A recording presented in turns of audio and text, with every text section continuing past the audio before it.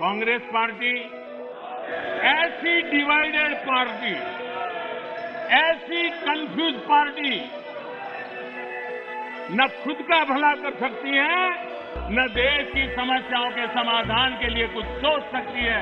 इससे बड़ा दुर्भाग्य क्या हो सकता है? The Congress Party's poor performance in the recent state elections has not gone down well with the party cadre. Some leaders within the G23 have called for strengthening the party at the grassroots level. Why are we talking about the Congress today? I mean, the Bengal elections are over. The next Lok Sabha elections are still far away. I'm Pallavi Ghosh, and my one take this week asks this question: that has the Congress Party now lost the fire in the belly?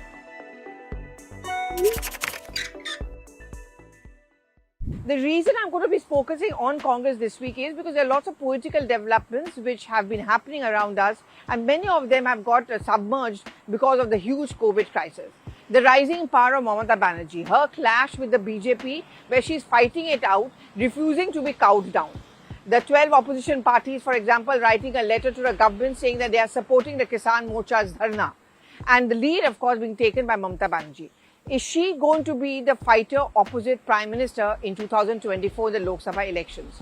If anyone else emerges, then it's going to be at the cost of the Congress Party. And therefore, we need to ask this question in a democracy, since there are two main national level political parties, which is the BJP and the Congress Party. They have a pan-India presence. The Congress may be weakened, but they are not down and out. Even in the worst of their performance in the last Lok Sabha elections, they managed to put up more than 20% of their old core vote bank. They managed to stick on to it. Now, if you look at the results of, say, Assam, if you look at results, for example, in Kerala, the Congress has managed to hold on to its traditional vote bank, which says a lot, which means those who believe in the Congress Party continue to vote for it, and that could be a ray of hope for the Congress. But at the end of the day, you survive as a political party only when you are able to deliver as far as politics is concerned. Now look at the entire recent instances. I can draw up several instances where the Congress Party actually could have won, or they could have fought back, but it didn't. Was it because of a lethargy, or was it because they don't want to think of it anymore? There's no out-of-the-box thinking. Quick examples: Bengal. Should we support Mamata Banerjee? Should we criticize her?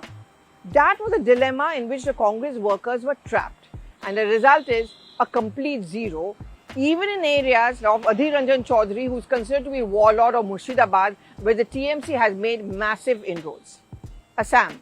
Very good fight put up by the Congress Party, but came a little bit too late. If they had been an astute party, they would have begun work on it perhaps a year or 2 years in advance.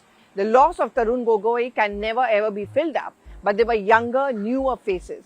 And the Hemant Biswa Sarma is something which perhaps the Congress Party could have looked up.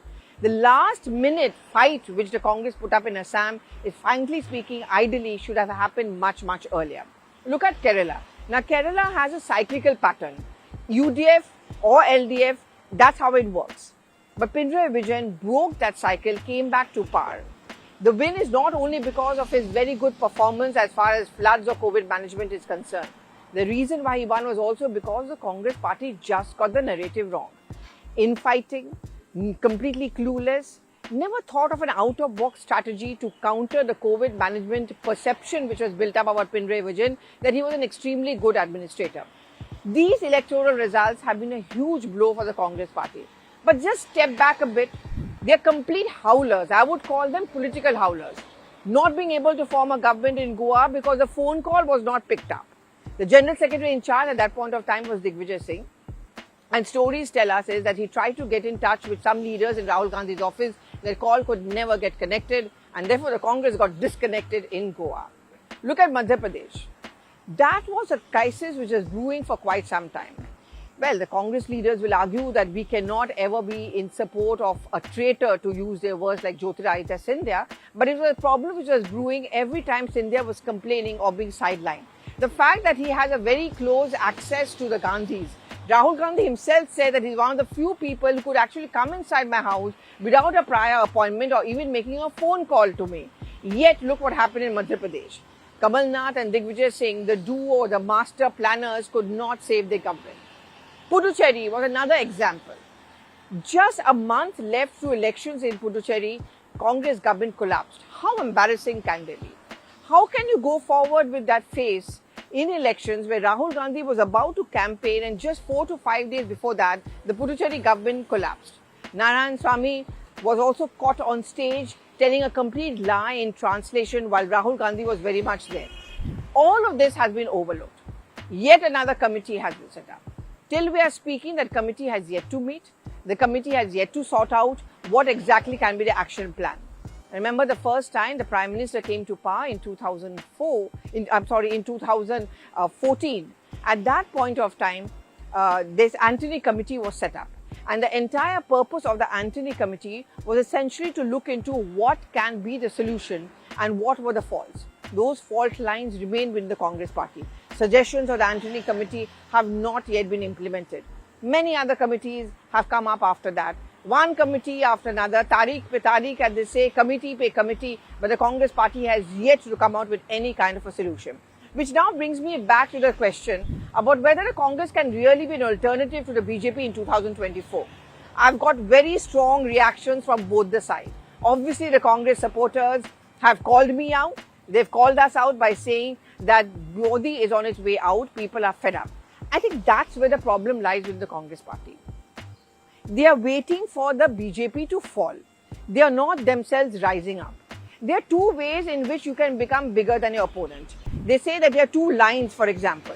Either one line goes up and the other one automatically becomes smaller, or you cut the other line. The Congress is not able to do any of it.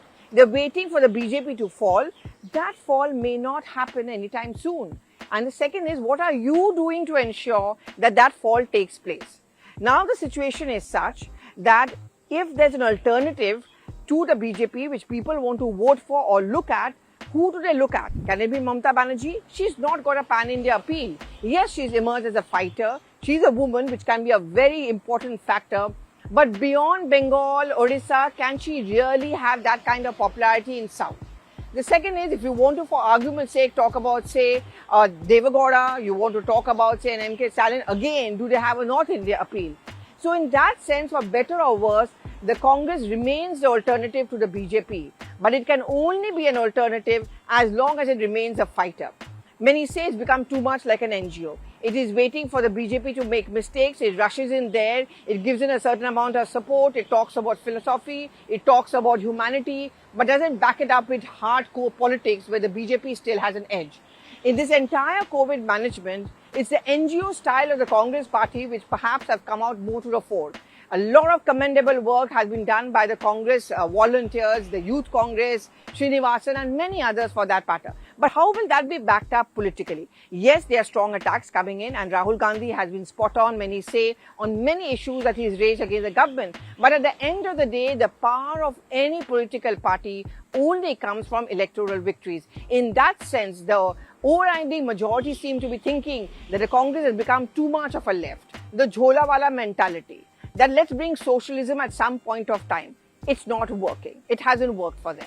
The second, of course, is the NGO style. We'll be on the street, we'll try to work out and help people. We will not show that political, instinct or that killer instinct. I'm standing right outside the Congress office at Delhi, at its headquarters. The lane is becoming shorter and shorter when it reaches up to the parliament. It's empty. Doors are locked. That's because the netas are not coming here. And it's not only because of the COVID times. You have to be a 24/7 politician. That the Congress party is unable to be. Several instances are thrown up where the Congress could have got it, but did not because it just lacked that instinct. Do give in your reactions. Tell us whether you agree with us that the Congress party could be an alternative, but they are not because they're increasingly becoming what we are calling them a couch potato.